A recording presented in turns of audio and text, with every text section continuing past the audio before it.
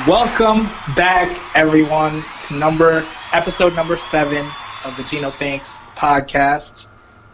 And first of all, I just want to let everyone know I'm really excited because I got my new phone in the mail, and I'm on it now, so hopefully there won't be technical difficulties like the last couple times. But back again, I do have my special guest, Buffalo Josh. What's up? What's up, Josh? How are you? I don't know about special, but okay. I meant special ed. Don't let it go to your head. I'm just kidding.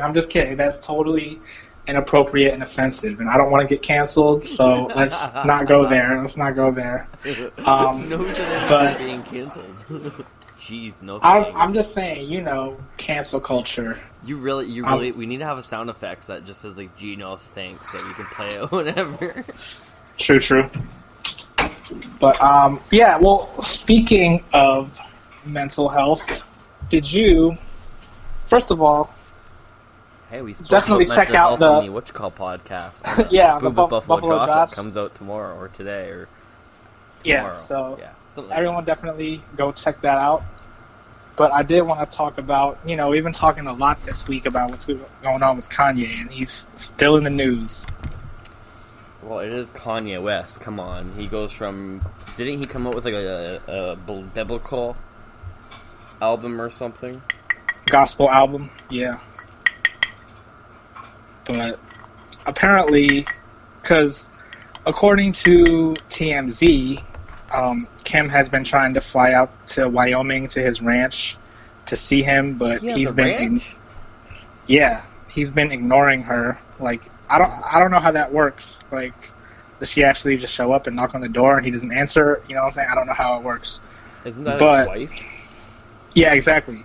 So just recently they were seen actually together, so it looks like he gave in and they started hanging out, but it didn't look good. Kim was like crying while she was talking. The only thing I saw was like a picture of them in the car, and she was like crying. So who knows what she drove up there? I mean, she flew, but I'm sure like she had some kind of transportation while she was there. Okay. She has like don't they have like a private jet? Kylie by herself has a private jet, so I feel like the family definitely has a private jet, right? Which celebrity doesn't have a private jet is the question. A lot of celebrities don't. I know a few. Exactly, but... Don't you have a private jet? Exactly. When am I going to get one from Kick the Media? Don't I get a Kick the Media sponsored private jet? You do. So I'm waiting on that. Just got to order it off of Amazon. Okay, good. As long as it's not off of Wish.com. It might fall apart. But, so apparently, because you know how everyone's like, oh, Kanye missed the deadline, blah, blah, blah. Yeah, I remember talking to you about that. He apparently said that he wants people to write him in. And he did submit signatures for the Missouri ballot recently, and he barely beat the deadline to submit his signatures. So how do you think this is all going to play out? I feel like he's really running, but I don't know. I feel like they're trying to get him into like a mental institute before the election. But people were trying to do that with Trump too. So who knows? That is very, very true. I guess we'll just see how it plays out. Yeah, definitely. But speaking of other celebrities, Megan Thee Stallion finally made her return to social media since her incident. Since the shooting in the foot? Yeah. And there's a lot been going on. Like, people have been speculating, what exactly happened. And truth is, no one knows. And people are probably not going to know because I'm sure they don't want to interfere with like their investigation or whatever. And so I guess that's why Megan didn't mention Tory Lanez at all.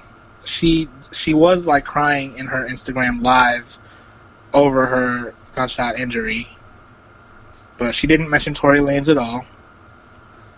I'm still really curious to see how that plays out, because Tory Lanez is supposed to be working on Lil Kim's album. Is that what you overheard? No, I mean, I know for a fact that he is. They said this. I mean, Lil Kim said it a few months ago, like probably more than a few months ago. So I've been waiting for that, but now people are saying, "Oh, Tory Lanez is canceled." And how do you think play out? That's what I'm saying. I mean, he's. I'm surprised they're still playing him on the radio. Like, he has a. I mean, around here, I don't know about in Canada. Well, he's Canadian, so I wouldn't. I don't know why they wouldn't. But you know how they're just like, "Hey, this is Tory Lanez. This is your local radio station. Blah blah blah, playing all the hits." Like, you know, they still have him doing stuff like that, and I'm surprised at that even. Yeah. Okay. Well, we'll have to see how this all plays out. Yeah, definitely. But also, speaking of which, I saw some really confusing news earlier. Okay. Apparently, people are randomly getting seeds shipped to them from China, and they don't know what kind of seeds they are. That's illegal. Is it? For the States? Oh, yeah. If you didn't know, Mark Emery served, I forget how many years in U.S. state prison for selling cannabis seeds to the U.S. No. I don't think they were cannabis seeds. I think they're just random seeds. But even still, I feel like that still might be illegal too, right? Because you can't just like introduce new shit. Like, it might not. Well, I don't know. I know for animals it's like that. Is it like that for plants? I feel like it should be. It is like for that plant as well as too food, right? Like, if you go to visit another country, you can't put food in your suitcase and try to bring it over the border. I was watching Border Patrol, whatever the show is called. I forget what it's called. You know, and I've seen some people try to bring over some messed up things that aren't allowed over. I mean, honestly, like, I've been to the Philippines a couple times, and I'm not naming any names, but, you know, some of the people that work at the airport, because, you know, you're not supposed to take, there's, like, certain fruit that's only in the Philippines. And, you know, all you gotta do is just, like, throw them a little extra. Something? Throw them some pesos, you know what I'm saying? And it's fine. But that's in the Philippines. You can't get away with that in the States or Canada, I'm sure. Well, I don't know. When I drove to Canada, I totally forgot. I had like a bunch of roaches in my car that I totally forgot about. Remember? Yeah, but it's legal in Canada, so it's a little bit different. I was in the U.S. side. Like, getting into Canada, you're in the U.S. side of the border, right? The U.S. side checks you. What he's trying to say is he pleads the fifth. You're right. Let me shut up right now. Anyway. Yeah, that's probably a good idea since we are live. Nah, this was long ago, you know, back when I was still a smoker, so... Oh, well, back when it was even more illegal. No, I meant that was still when... You know what?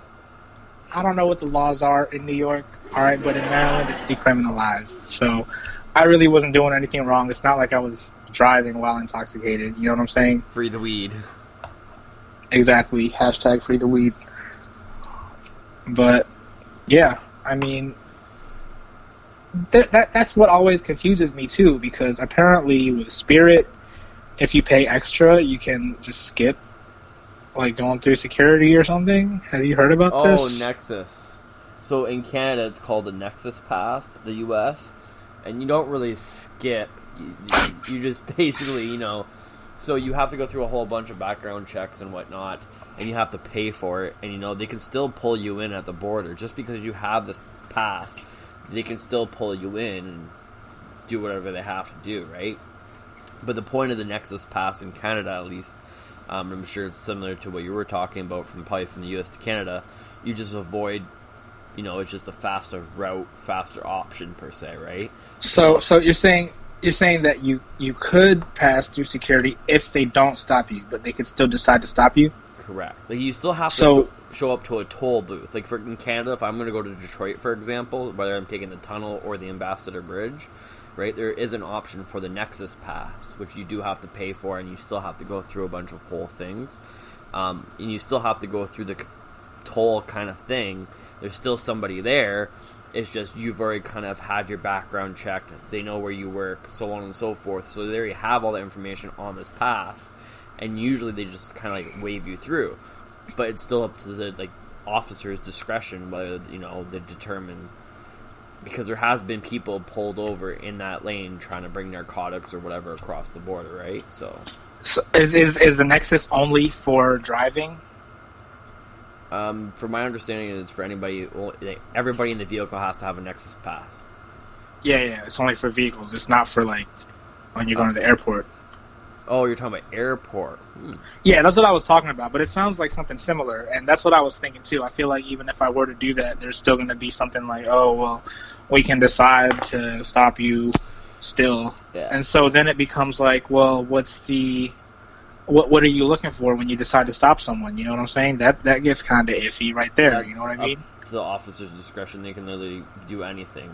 They can easily classify anybody as a terrorist and simply use that, and in Canada at least, they can use the Terrorist Act and pull over anybody, even a Canadian citizen. What's the Terrorist Act? I would have to Google it. I don't know it off the top of my head, but there is an act in Canada that is called the Terrorist Act here. There's something similar that's going on in the Philippines right now, and people don't like that the president did that because it's like an anti-terror bill, and basically anyone can be suspected of being a terrorist. Anybody. It's actually called the Anti-Terrorism Act, and according to, it's an act to amend the criminal code. So it's an act to amend the criminal code, also the Office Secrets Act, the Canada Evidence Act, the Proceeds of Crime, Money Laundering Act, and other acts are inactive measures respecting the registration of charities in order to combat terrorism.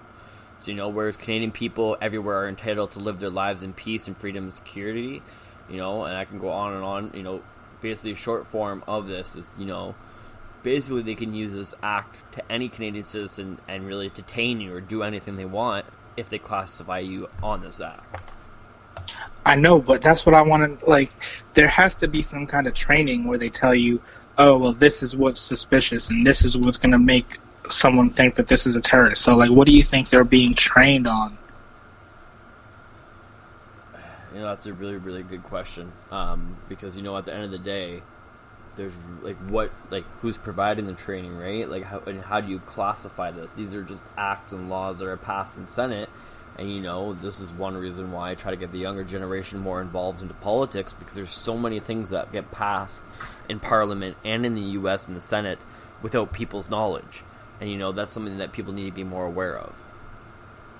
So, yeah, it sounds like you would be against it and you would have voted against it. Of course. There are certain stipulations, but, for example, from what I've understood about the Anti-Terrorism Act in Canada, at least, they can use that against anybody. It doesn't matter who. And as soon as they do that, they have every right to do whatever they want to you, which I think is unjust and against human rights. Was this recent, though, or has it always been like this? From my understanding, this has got passed around 2001, I believe, right after, the 9/11. Oh, shit. I didn't know it was like that. So you didn't warn me of that when I came up to Canada? That's fucked up. Oh, But, so just to let people know, if they do force this act, they're basically waiving your Canadian Charter rights and freedoms, which is completely unjust. Yeah, exactly. So there's no... has there been a kind of a call to repeal this act, or, There has been bills, so for example, Bill C-36, which was passed in Parliament, and, it has been adjusted over the last several years. I followed over the last 5 years over these certain bills and whatnot getting passed. All I can really say is, I'm disgusted with it, personally. Wait, so what do the bills do? Sorry. It's similar to, the U.S., but, so, for example, when they pass something in Parliament in Canada, they make a bill. So, for example, Bill C-36, which is part of the Terrorism Act, let me see if I can bring it up here.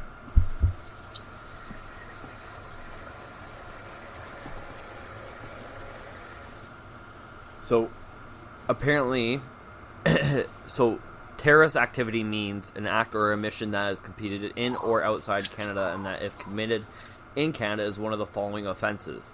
and it goes on to, basically 1970s, aircraft unlawful seizures, and the list goes on. I'm not going to read the whole thing because it is pretty lengthy. Oh, okay.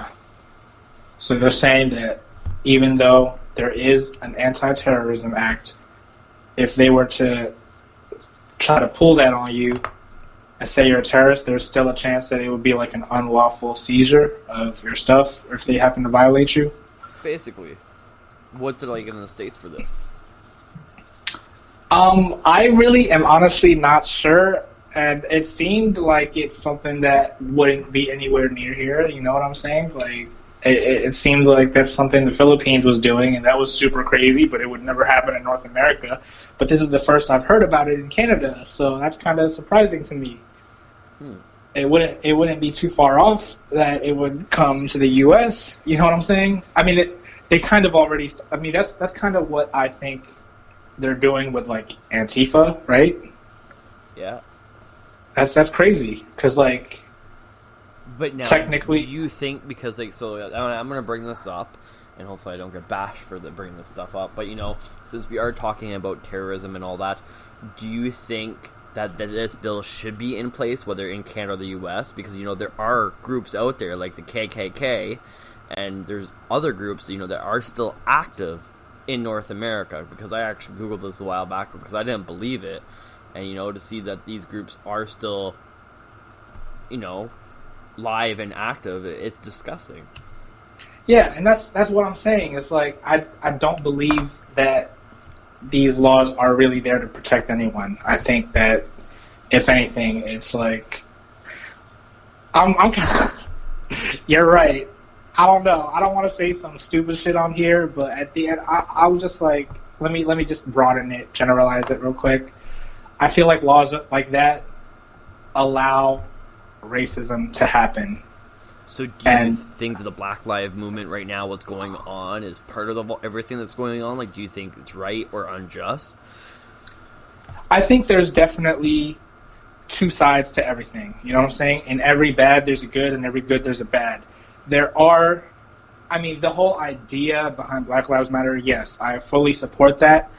But there are people within the movement that are taking advantage of the movement for their own personal reasons. You see what I'm saying? But do you think that also has to do with politics? No, yeah, definitely. I can't check my sources. I don't know I don't, you know what I'm saying? I don't even know if this is 100% true. Let me just leave it at that. But I heard that, like, Black Lives Matters, the Black Lives Matter donations basically just go to Democratic parties. And that makes a lot of sense. But, like, you know what I mean? Not even just that, since the rise of 2008 and onward, which was the attribute in part of, people being angry at Barack Obama for being the first black president. It's not even just that. There's still active groups like the KKK, the neo-Nazis, the white nationalists, the racist skinheads, extreme anti-government movements, the black separatist nationalists, the neo-Confederate, the Christian identity. No, listen. That's what I'm saying. I forget where it was. I think it was in Florida. There was a dude walking around in the grocery store because you know how you have to wear a mask everywhere, right? Yeah. His mask was a fucking KKK hood. Okay. You know what I'm saying? Well, I'm not saying okay. That's right. No, yeah, of course, but I'm saying that's fucked up that can happen and like nothing really comes of it because if we had the anti-terrorist act right there, shouldn't that like cover something like that? Well, I was trying to, do some research real quick to see what I could find in the U.S. But, not even just that, the list does go on between, the anti-LGBT, anti-immigration, Holocaust denial, male supremacist, neo-Volkish, hate music, radical transition, Catholicism, anti-Muslim, and there's other ones that are out there. But, these are the main ones that are currently active today. And, no, but that's what I'm saying. Like, did you follow what's happening with like Nick Cannon? Have you heard about that? No, I haven't.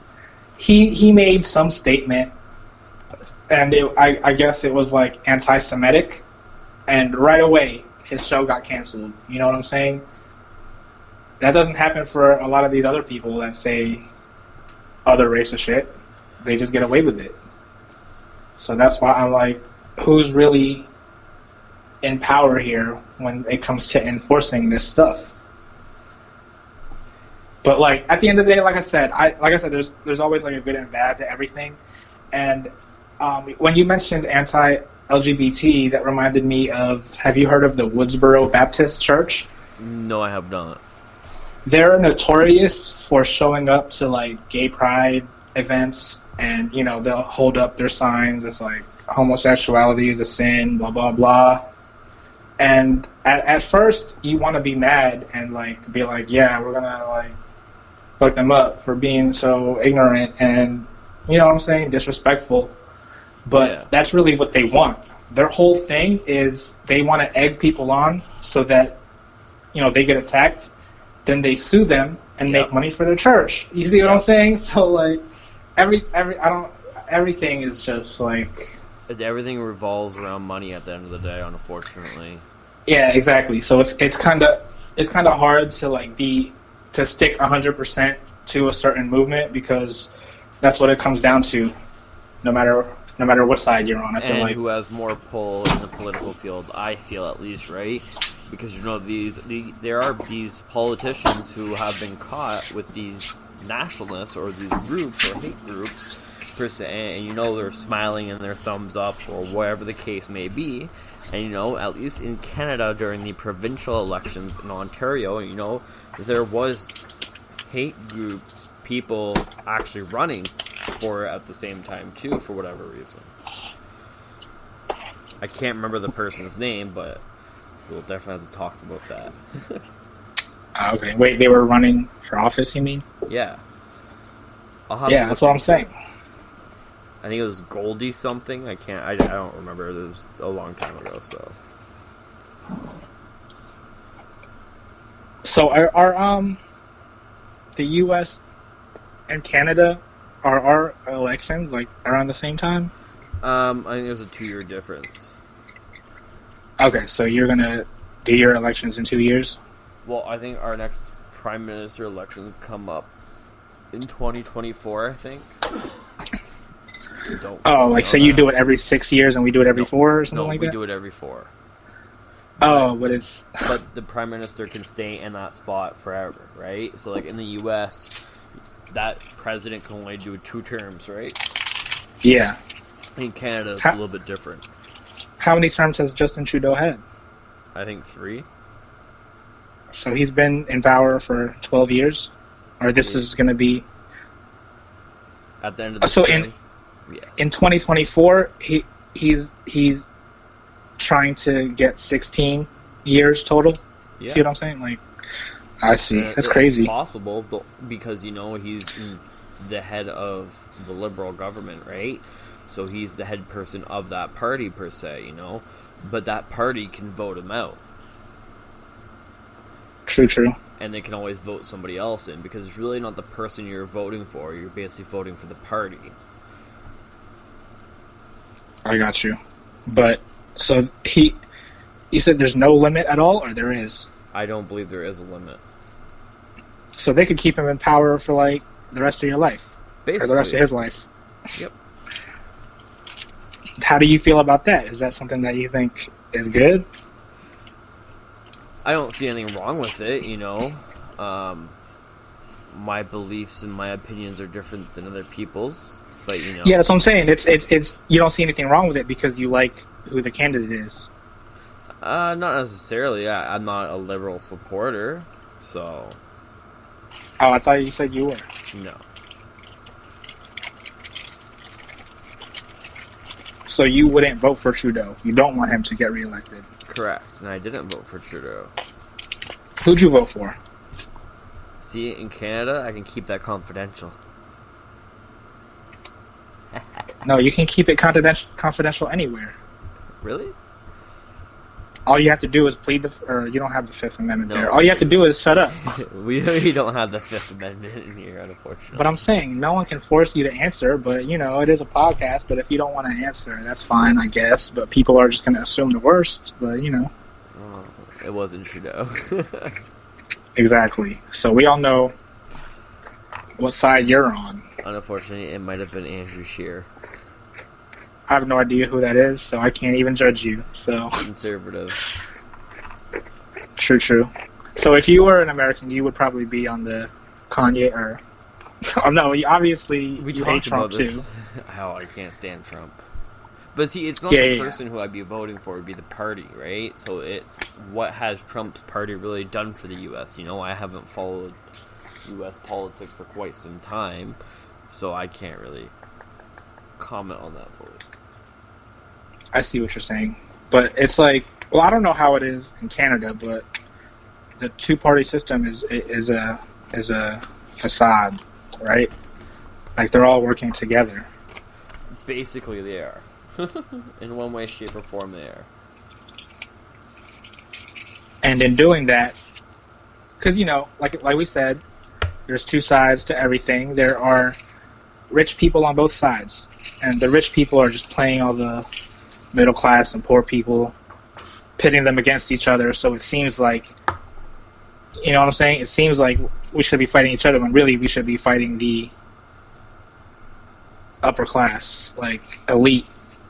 Not even just the upper, not even the 1%, but, you know, like the subsection of the 1%. Yeah.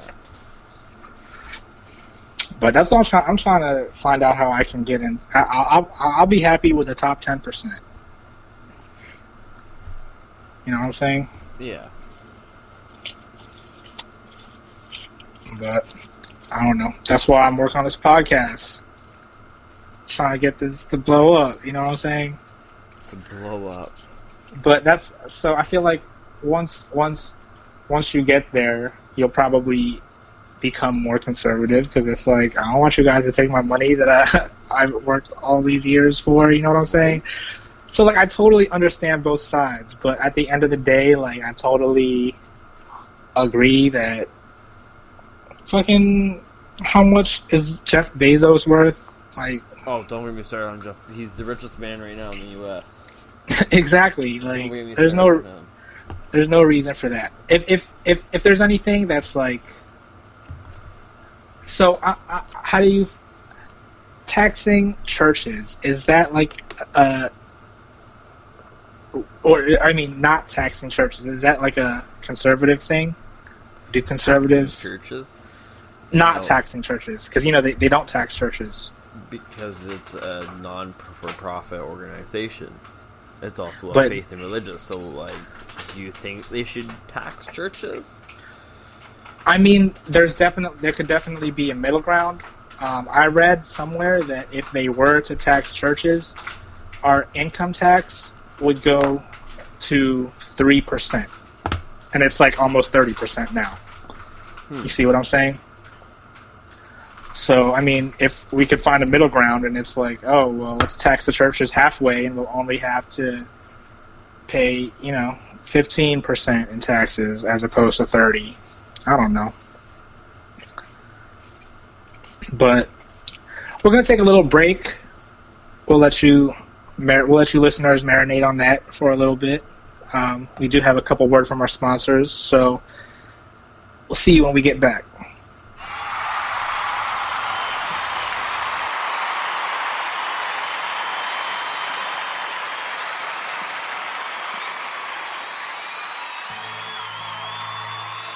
This podcast was sponsored by JJ Marketing Advantage. We are way more than just a marketing company. We are almost family. We're proud to offer the highest quality, most unique merchandise and services on the market today. From our family to yours, we put lots of love and careful attention to each item and service. We hope you enjoy our work as much as we enjoy bringing it to you. At JJ Marketing Advantage, we are passionate about helping our clients achieve practical results with real impact. The company was founded in 2007 and named after Joshua Jacquot, hence the name JJ Marketing Advantage.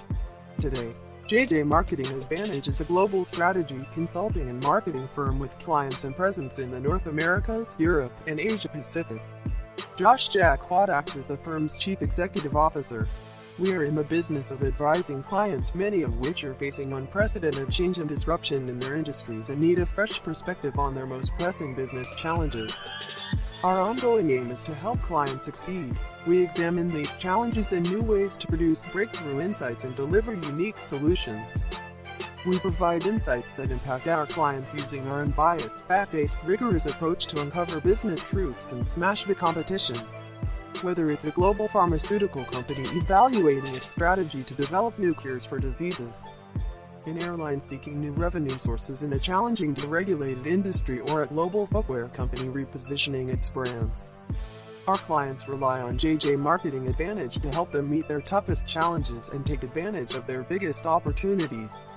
Our deep industry expertise, analytical rigor, and the knowledge that it takes to turn insights into action are the hallmarks of our approach.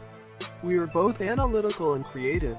We communicate, design, develop, and publish to influence, experience, move, and inspire. We understand that there's more to marketing than making you look good. We go to work every day to help grow your business. We are that strategic partner. You're experts in everything digital, brand, and marketing. We can be reached at www.jjmarketingadvantage.com or give us a call at 1-877-322-JJMA. That was 1-877-322-5562. We are located at 895 Don Mills Road, Suite 900, Toronto, Ontario M3CE1W3 Canada. This podcast has been powered by www.kickthemedia.com. That was www.kickthemedia.com. You can find us on all major podcast platforms, including Spotify, Apple Podcast, Google Podcast, and many more. Kick the Media was established in early 2016. It was found under the grounds to entertain other people around the world. Kick the Media was registered officially as a business in late October 2018. Our goal is to provide local Southwestern Ontario news with the opinion of everyday people. We have also had an interest in the food scene in the #YQG area and will eventually expand to other places. We also love to have special guests on our show to see how they made it from start to the place they are at today.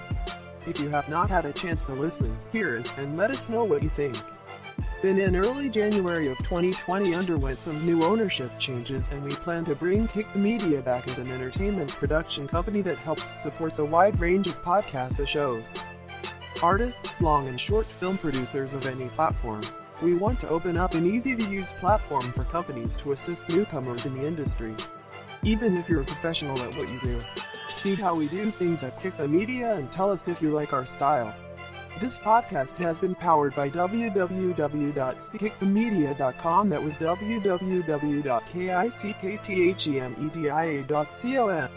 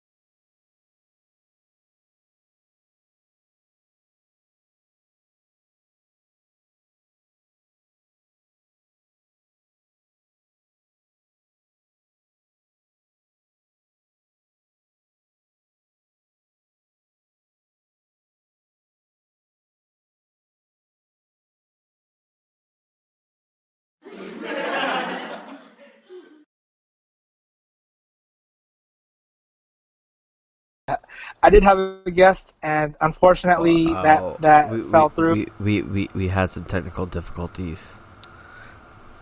Yeah, but don't worry. That I have a very special guest coming up. He's not available this week, but in the next few days or so, he'll get back to me with a schedule, and it's a really good interview. I'm excited for it. This dude has radio experience. He's shot like he's recorded a commercial that played on a radio station. So we're gonna play you a little snippet of that next week as well. Interesting. But yeah, so you said the Boom with Buffalo Josh is on Tuesdays, right? Yes, and it releases tonight. And doesn't your show have a new time and date? Yeah, it's on Mondays. I believe it's going to be posted like around in the morning, right? I hope so. Well, what time do you want? In the a.m. In the a.m.? Yeah, 11 a.m. And then we also got Phone Tag News, which is also going to be moving to twice a week. Woo-woo. It's now going to be on Sunday and Thursday. And then one of the first video podcasts for Kick the Media is going to be on Friday, which is What's That Taste? So you guys are going to be able to see the food. You're going to be able to smell the food. You're going to be able to experience the food. No, you can't really smell the food, but if you imagine, anything is possible. That is very true. So yeah, I'm really excited for those to come out. I hope you are too.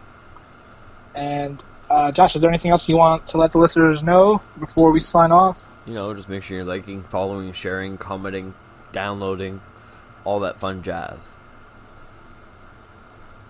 All right. Well, thanks again for being my guest. No worries, anytime. Yep. And like I said, definitely tune in. I got some great content coming up. Follow my YouTube, follow my Instagram, all of that. And we'll see you next week. See you.